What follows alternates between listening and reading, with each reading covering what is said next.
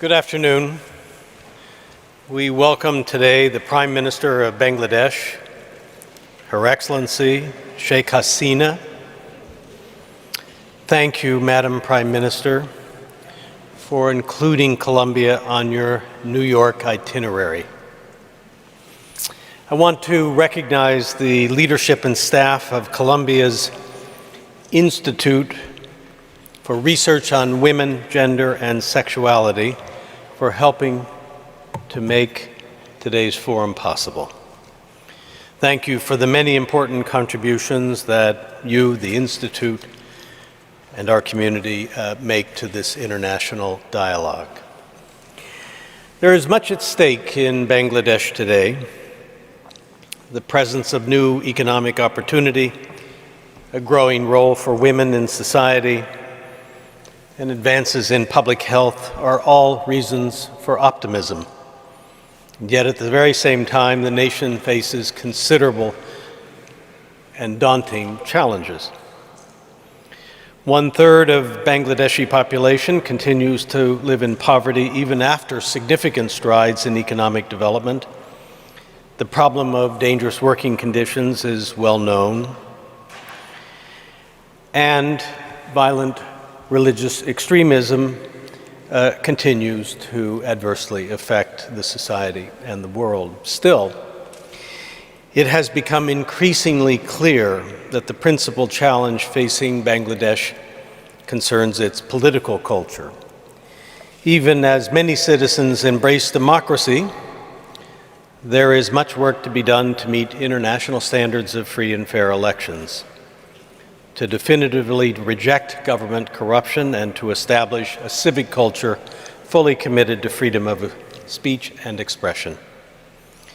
In this volatile environment, Prime Minister Hasina has helped to move her nation forward, with notable successes in the arenas of public health and education. Our own university community is contributing to these initiatives in important ways.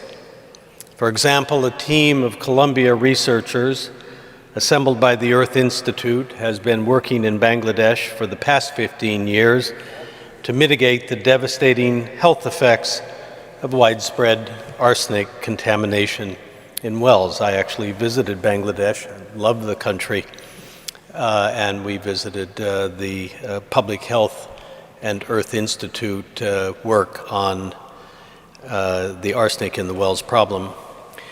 Separately, seismologists at Colombia's Lamont Doherty Earth Observatory are collaborating with American and Bangladeshi researchers to assess and minimize the threat of a major earthquake in the country. The speech to be delivered by the Prime Minister today is titled, "Girls Lead the Way." In recent years, Bangladesh has closed the gender gap in primary education, and now more girls attend school than boys.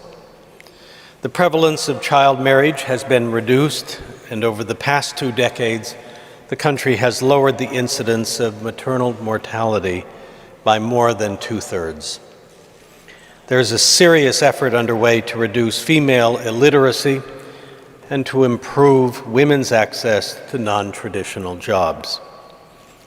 These initiatives will be watched with great interest to learn if their impact on Bangladesh's future is as large and as positive as we hope. We look forward to hearing from the Prime Minister about the progress Bangladesh has made towards greater gender equality and about her hopes for the future of her country. Please join me in welcoming Her Excellency Sheikh Hasina, Prime Minister of Bangladesh. Prime Minister. Thank you. I'll be back up.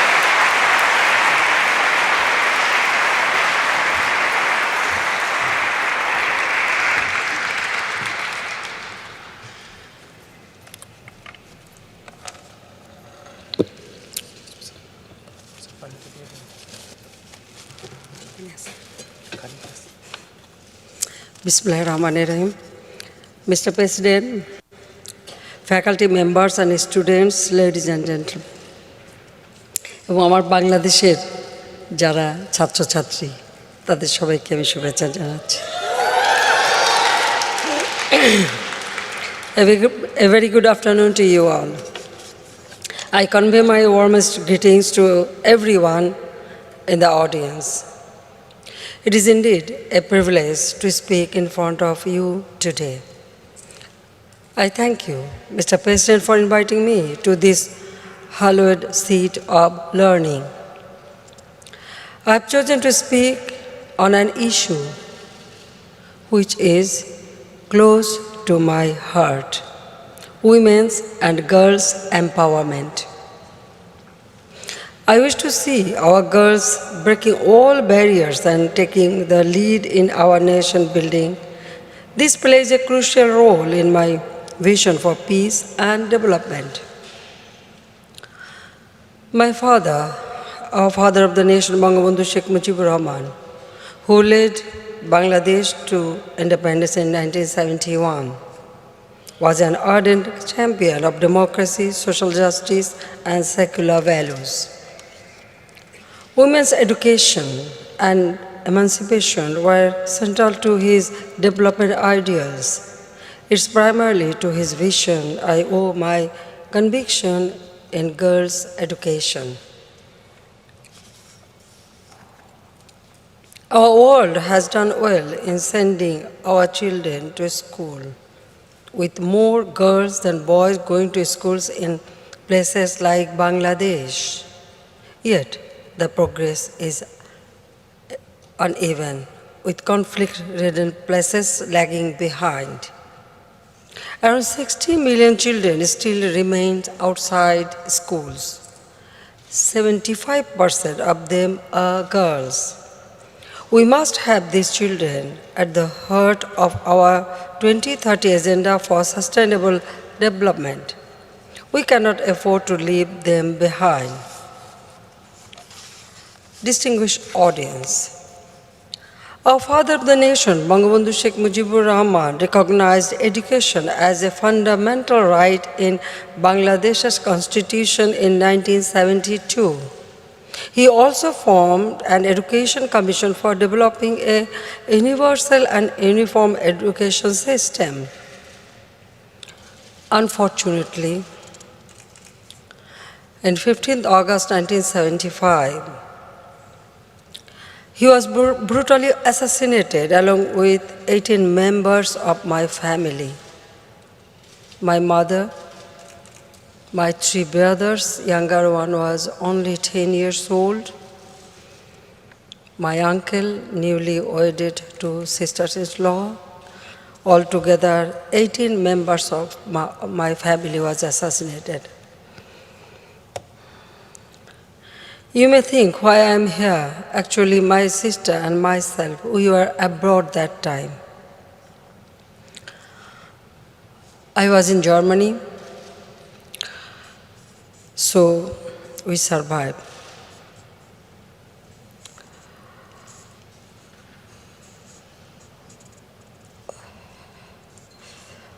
Well, after this assassinated,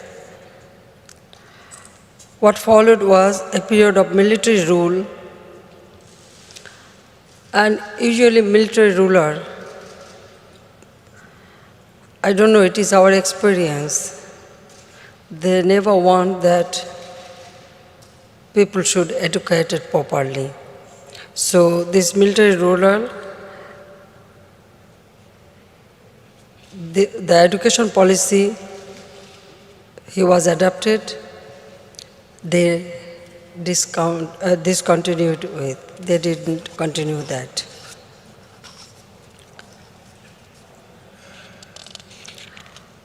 I had therefore made it mission in my political career to bring education to the forefront of our national development policies.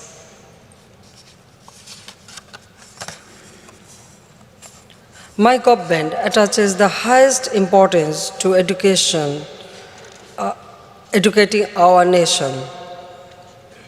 For obvious reasons, we give some added attention to promoting girls' education and literacy. Our development pursuit on the international stage is also informed by this priority.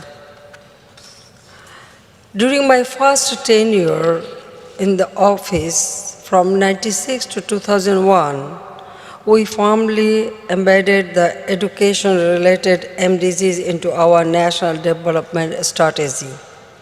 To start at the basics, we introduced a nationwide total literacy movement. In 5 years, we doubled the national literacy rate to 65, from 45% to 65%. Unfortunately, in the next 7 years, when our party, Bangladesh Awami League, was outside office, there was no further increase in our national literacy rate. In fact, it went down.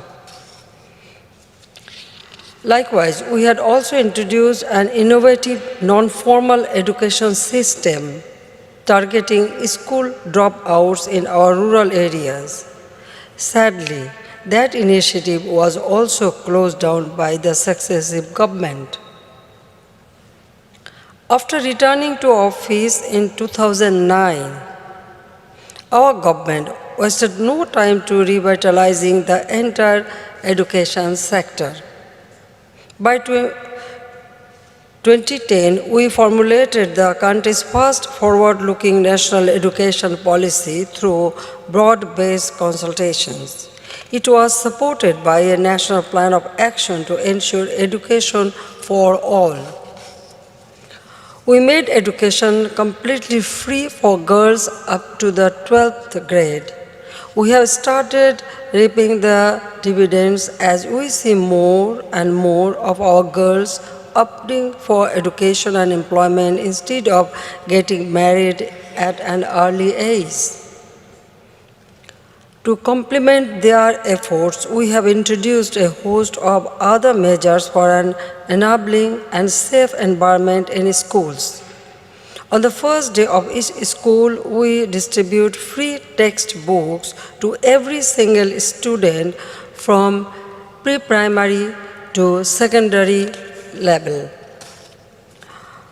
In 2015 alone, we distributed 326.35 million free textbooks to students across the country. This is perhaps the biggest such undertaking anywhere in the world. We have introduced midday meals in schools to enhance nutrition and productivity among our children. We provide stipend to insolvent students from primary through undergraduate level. In 2015, 13.4 million students have received such stipends, of which 75% are girls. We have taken a tough stand to make sure that our girls feel safe at and while going to schools. Bangladesh has already attained the MDG targets on gender parity in schools through considerable efforts. We shall not allow any adverse elements to make a dent in those gains. Distinguished audience, in broad terms, we are now shifting our focus from quantity to quality in education. We have updated curricula and introduced creative questioning system from primary through higher secondary level. This allows our students to move away from the traditional methods of learning and use their creative and analytical skills. In keeping with our vision to build a digital Bangladesh by 2021, we are investing in providing access to ICT to our students in rural and remote areas. In addition to setting up over 5,275 digital centers at the grassroots level, We are introducing multimedia classrooms and computer labs in secondary schools across the country. Madrasa education is also being upgraded with the introduction of science and technology teaching. Efforts are being made to expand vocational and technical education that we consider essential for our human capital formation. Our long-term goal is to give our young people the skills to turn them into truly global citizens. Our young men and women will be our front runners in turning Bangladesh into a middle-income country by 2021 and a developed country by 2041. I am confident that we shall be able to reach these goals. It is for no reason Bangladesh is often termed as a development surprise. In many parts of the world, girls continue to face difficulty in going to school safely. They often struggle to continue their education up to marriageable age and face resistance from certain vested groups. We want an end to this. It needs a whole of society approach to change certain traditional mindsets. I attended the first Girls' Summit 2014 in London. There, I stressed the need for realizing girls' right to education to combat different forms of discriminatory and harmful practices against them that are still prevalent in many societies. I pledge to end child marriage in our society by 2041. We have already taken some proactive measures to work towards that goal with firm resolve. The existing laws are being updated and a national action plan being prepared for time-bound implementation. In addition to access to education, we are giving much needed attention to matching our girls' skills with demands in the job market. We have taken initiatives to set up 6 technical educational institutions only for girls. We have established the first Asian university for women to groom future women leaders from our region. Well, for technical education institutions, yes, we set up 6 for girls, but for boys and girls, we have many technical institutions we have established it. So our boys should not think that what we are doing only for girls. No, for boys also we have. Our young girls receive collateral-free small loans to help them set up small and medium enterprises. Our female workforce is growing steadily every year, with women accounting for 90% of the workforce in the ready-made garment sector. Women's participation is also showing an upward trend in politics, civil service, judiciary, armed forces, and other technical professions. Bangladesh today is perhaps the only country in the world that has women as Prime Minister, Speaker in the Parliament, Leader of the Opposition, Deputy Leader of the House. We have 70 women in our 350-member National Parliament. Our women have shown that given the opportunity, they can defy all odds and excel in what they aspire to do. Our job in the government is to create a right opportunities for them to thrive and prosper in equality and dignity. Dear students, ladies and gentlemen, with the MDGs, we have done fairly well in fighting global poverty and hunger. Even then, 1.3 billion people live in poverty in our world. The new ambitious SDGs we have come here to adapt, already we have adapted the agenda, must make a real difference in the lives of these people. I am making efforts to do my part.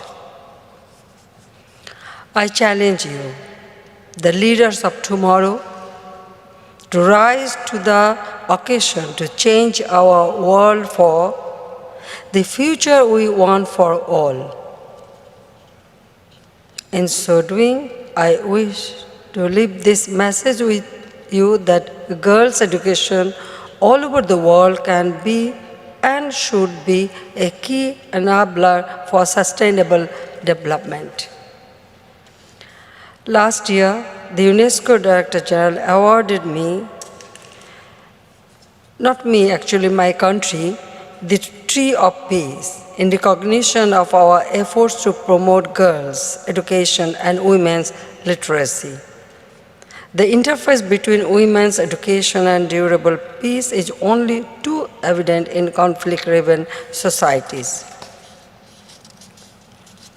My heart reaches out to all those girls that continue to struggle with their lives in far too many conflict situations around the world.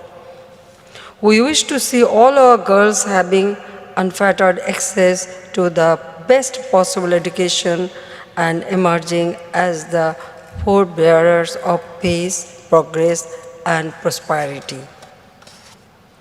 In Bangladesh, may I reiterate, I wait to see the day when our girls take the lead in every sphere as we realize our dream of a Sonar Bangla, a golden Bengal, that our father of the nation had envisioned for us. We keep our doors open for all of you to join us in our effort. I thank you all.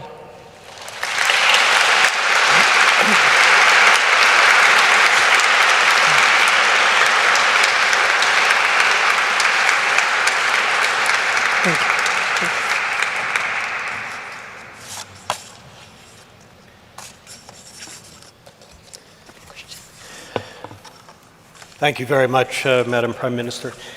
We now can take questions from the audience. There are microphones that are being brought down each aisle, and I will call on you. Please make your questions brief, succinct, and please line up so that we'll have a group to call on. Let me begin by asking Madam Prime Minister a question.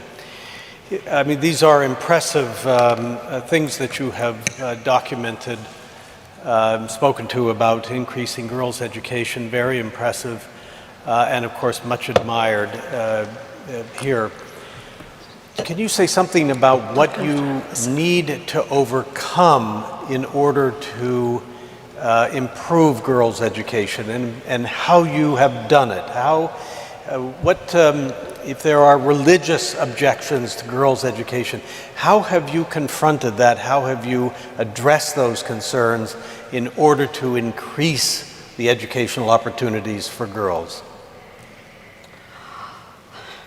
Well, in our country, yes, you know, sometimes the religious barrier was there.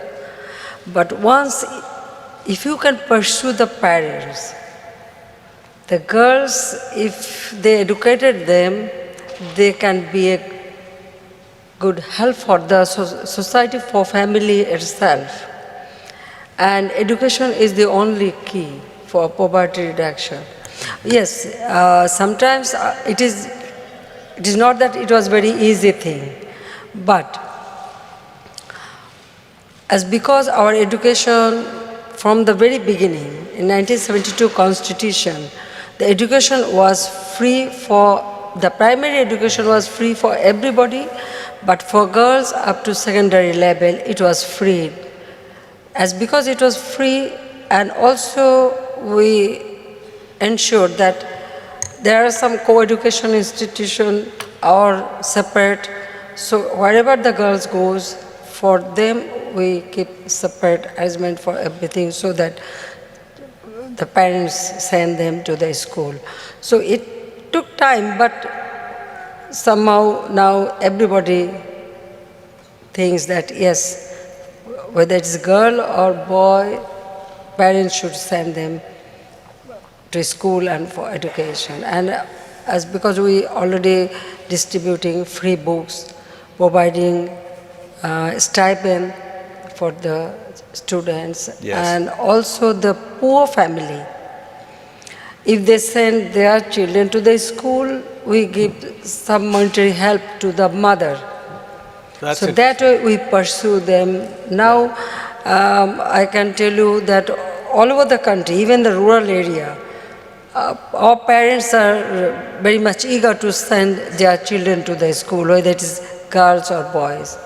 And maybe we are leading the country. As you know, for a long time, the Prime Minister, the women Prime Minister around the country for a long time, maybe that also inspired the parents. That is also one thing. Yes. Yes. Right. And the religion barrier didn't affect much. Very interesting. Very interesting. Okay, please state your name and affiliation and ask your question. I'm Shoiti Sravanti Haldar. I am a freshman in CES. CES is the engineering. CES is the engineering applied science. And it's my first month in New York. I'm from Bangladesh.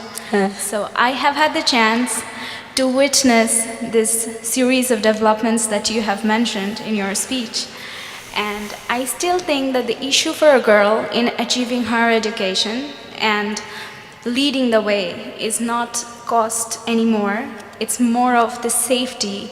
It's more of her safety. So I would speak in light of the incident that happened during Poila Boishakh at TSC and the fact that no tangible actions have been taken yet. Don't you think that is a big factor that a girl should consider when she actually analyzes her opportunity cost for attaining a higher education, because she would think that she's not safe? Well, you know the festival, Poila Boishakh, I mean the first day of Bengali, year. Only in Dhaka city, nearly more than 100 places, this ceremony was observed.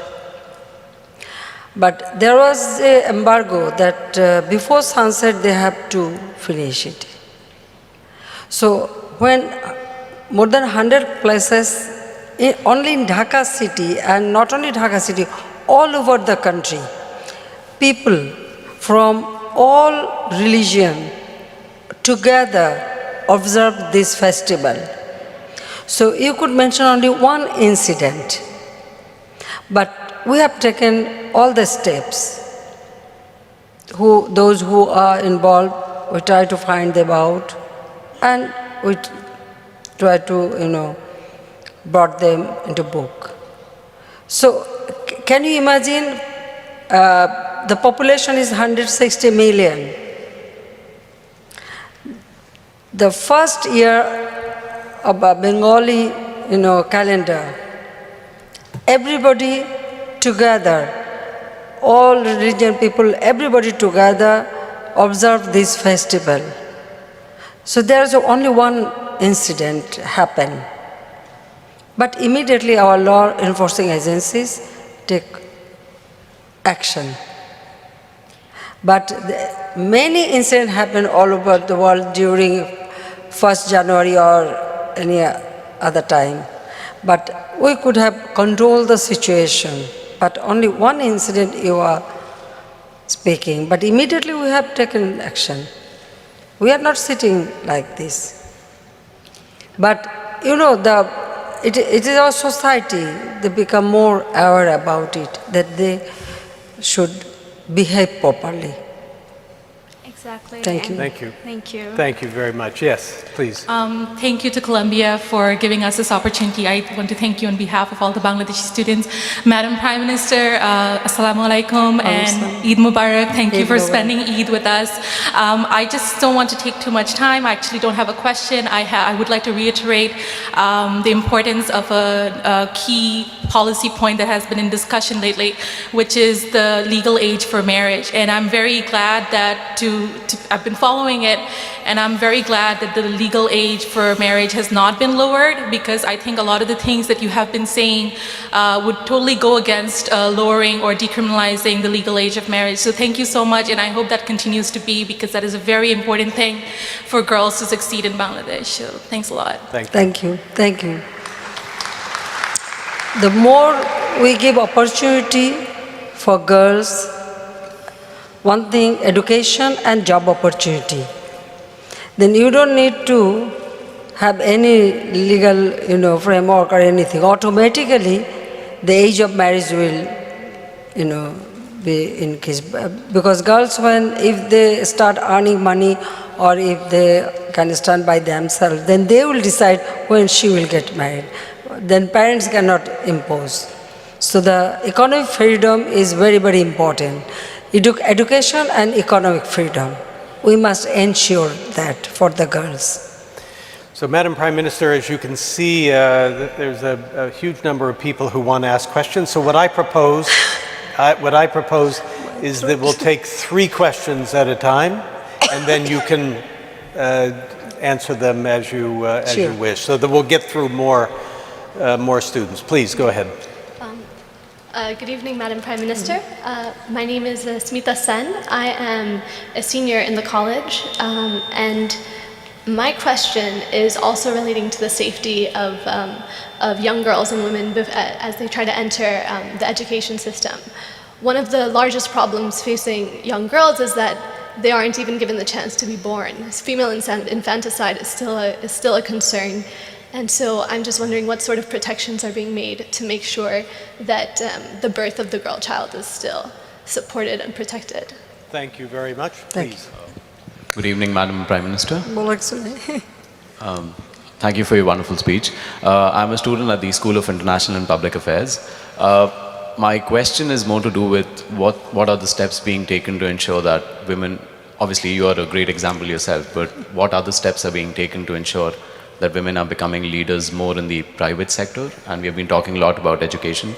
So are there any special provisions to ensure more participation in higher and specialized technical education as well?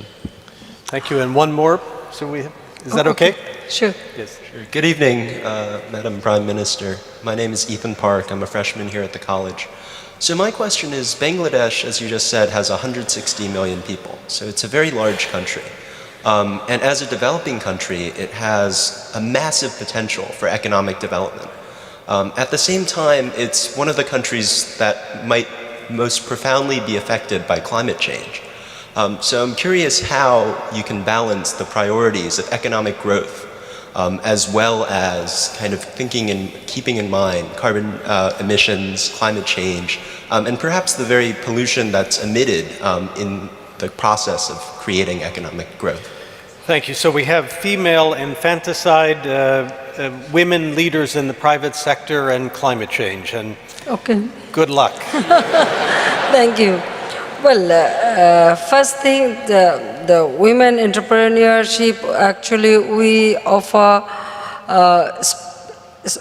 actually we made a special arrangement for women entrepreneur. From our SME Foundation, we give loan with a low rate interest and without collateral. The girls can take money and then they can start business. That opportunity is there. But for boys also, I mean for everybody we have a special offer. We have a special bank, job opportunity, creating job opportunity banks. So from there, boys, girls, everybody take some amount, limited amount without collateral so that they can, establish their own business. And especially for girls from SME Foundation, they are getting this opportunity. And of course, we are encouraging them that they should come up with their plan, program, and they do it. And for rural women, we have established, we call it Joita.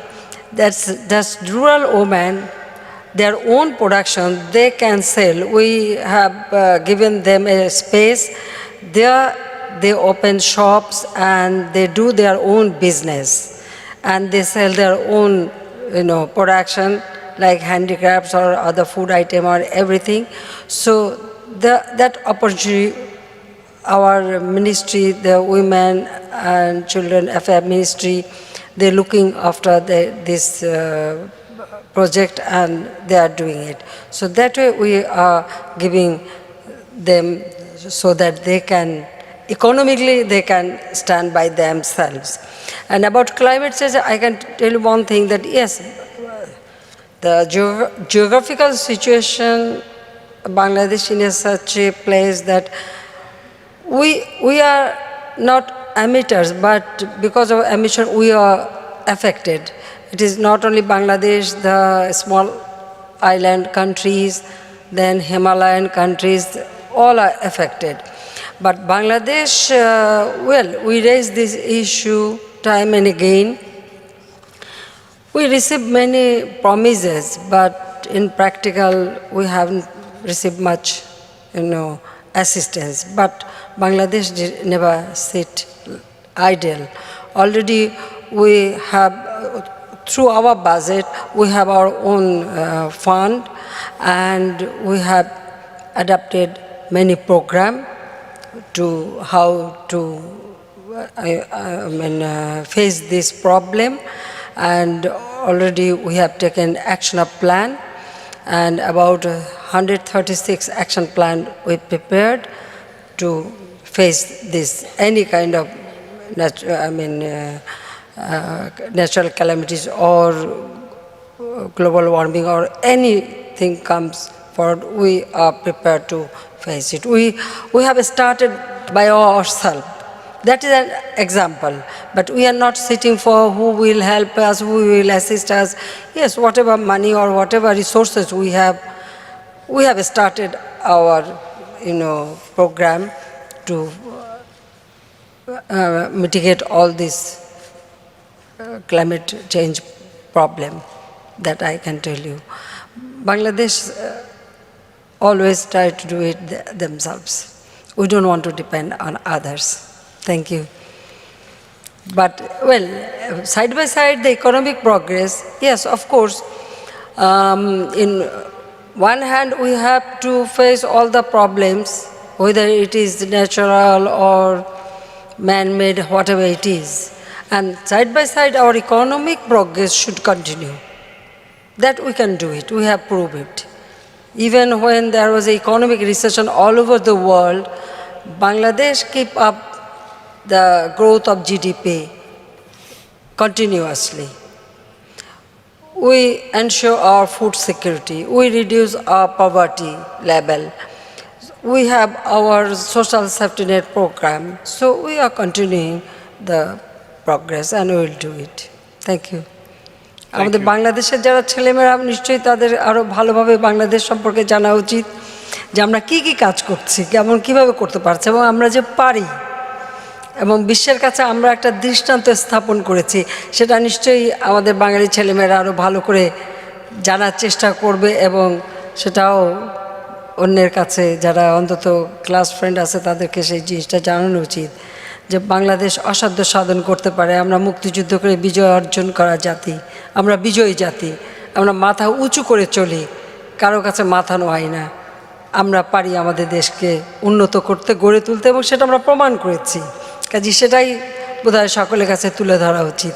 অন্তত আমাদের যারা বাঙালি ছেলেমেয়েরা এখানে আছে তাদের কাছে আমি সেটাই চাইব, যে কারো কাছে হাত পেতে না, যা আছে আমার ততটুকু দিয়ে আমি নিজের দেশকে গড়ে তুলব, নিজের জাতিকে গড়ে তুলব।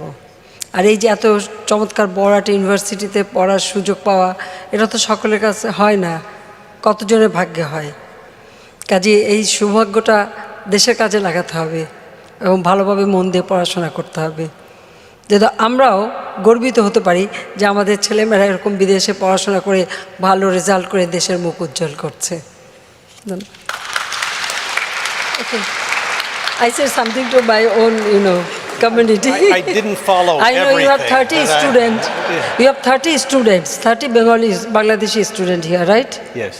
30 জন আছে না এখানে? কত? All right, so we start here. Yeah, please. Thank you, Madam Prime Minister. Camila Daria Rivera Vicerca. I'm studying at Columbia College, Political Science. Now, my question was more related to child labor in the country of Bangladesh.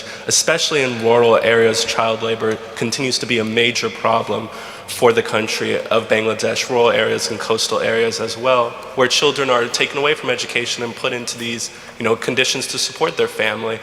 And there's been many great advancements in Bangladesh when it comes to combating child labor, but it still continues to be a very large problem in these areas. I just want to know if there were any new initiatives that the government was taking in combating this very big problem in the country. Thank you. Thank you. Next question over here. Namaskar. I'm from India, but I'm still Bangal. So হ্যাঁ বলেন। I'm from the graduate program here at the engineering department. I just have one question. What is the biggest challenge that Bangladesh faces with respect to ensuring that the girl child is educated, if not fundamentalism?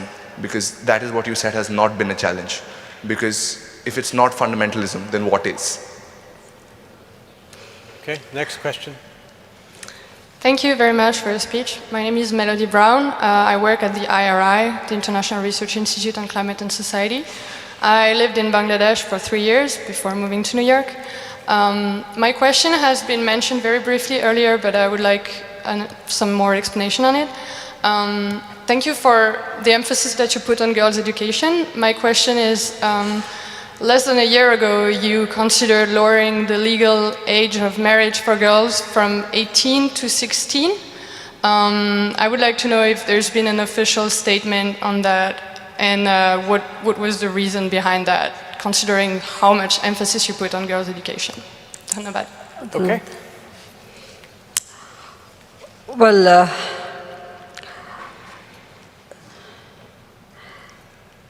the girls' education, big challenge, one question. Another one is child labor, right?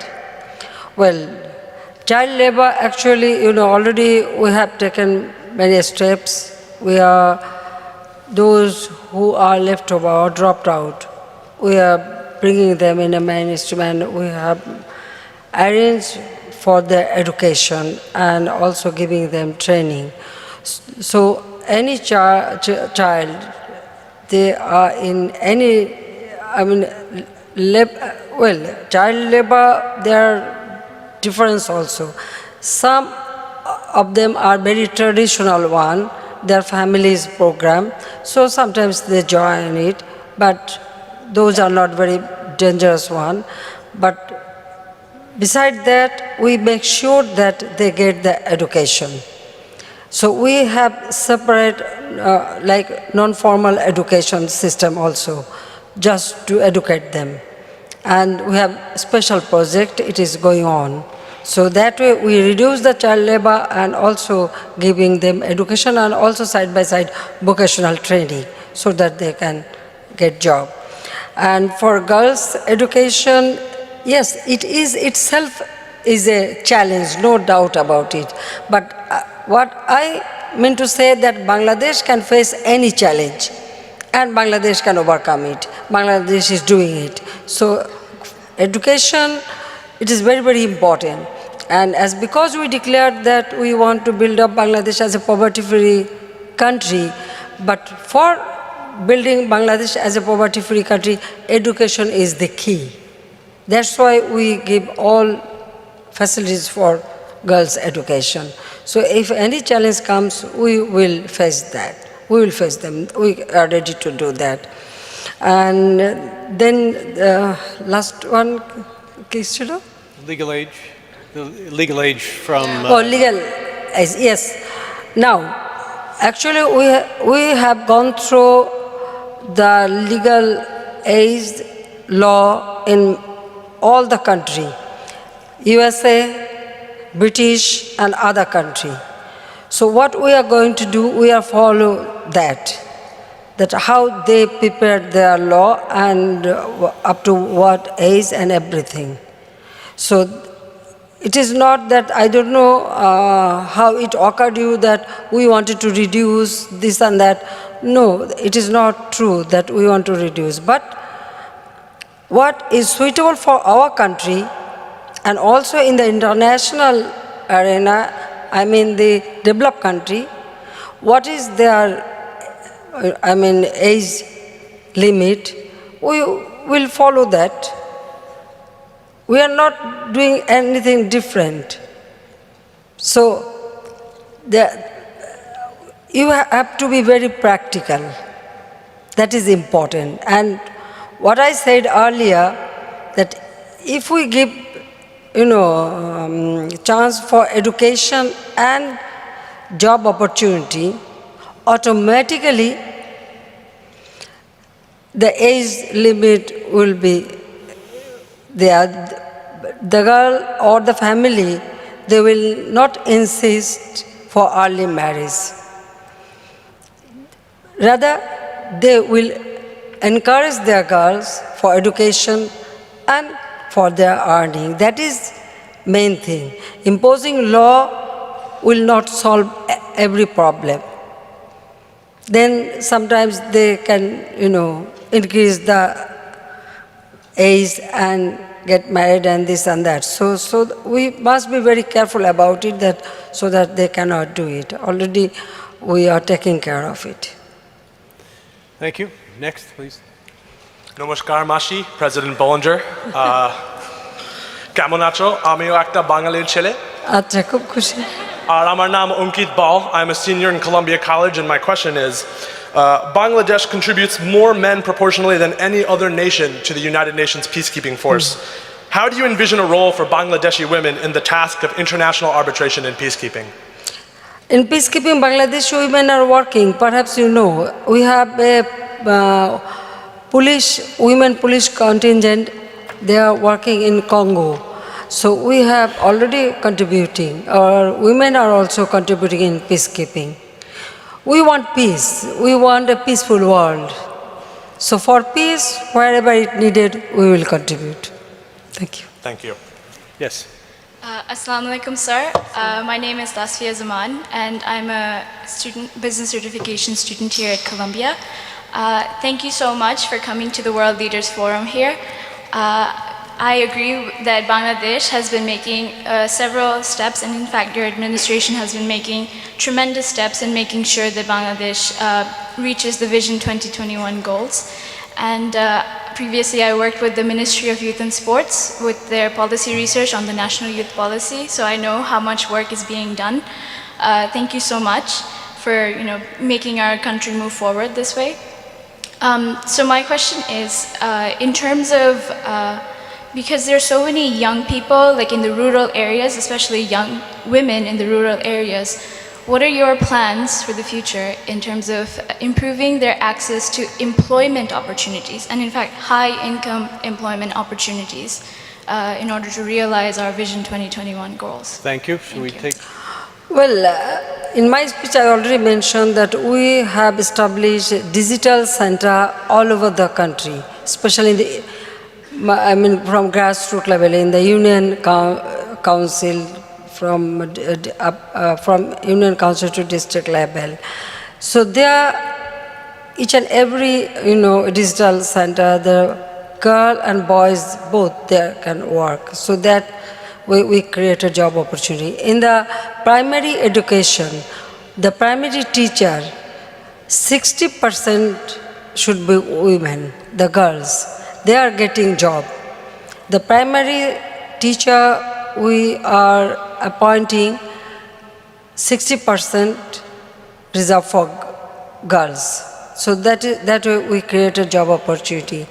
Then we have established community clinic. Nearly more than 13,000 community clinic we have, and also the Union Healthcare Center, altogether nearly 16,000. So everywhere girls are getting job opportunity. Besides that, there's SME Foundation providing money with a low rate interest. Then we have some more programs where girls always get priority. So that way we are encouraging girls that they should work. And during my first tenure, we introduced that in the local government, every local government election, like from union council to up to district level, each and every local government election, 30% quota ensured for women. So in a union council, there are one vice president must be women. So like each and every tier of the local government, the 30% quota is there. So that way, in one hand we are helping them for access to education and also job opportunity.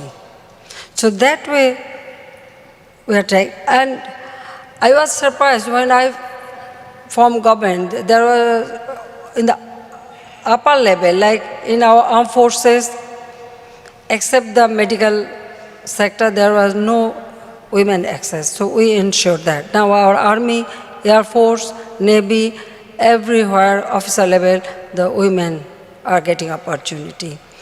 Then in administration, there were no secretary level. Nobody get any promotion, especially women. But now I ensure that. In the higher court, like High Court, Supreme Court, Appellate Division, there were no women, judges. But during my first tenure, I ensured that yes, everywhere women should get the opportunity. So that way, we have created, and opened the door for the women. Now it is women's part how they will, utilize all this opportunity. We have opened the door, we have created the opportunity. Just we wanted to make sure that yes, each and every level our girls should get a chance.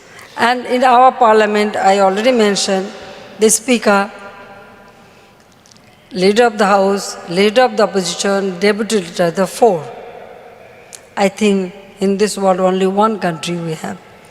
You can't set any example. And we ensure that.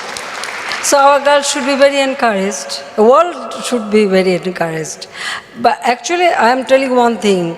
I know many countries, they are facing problem that girls cannot go to school or they cannot do job. But nowadays, our country, we brought the change. At first, yes, we face many problems. When I introduced that in the local government election, girls will contest.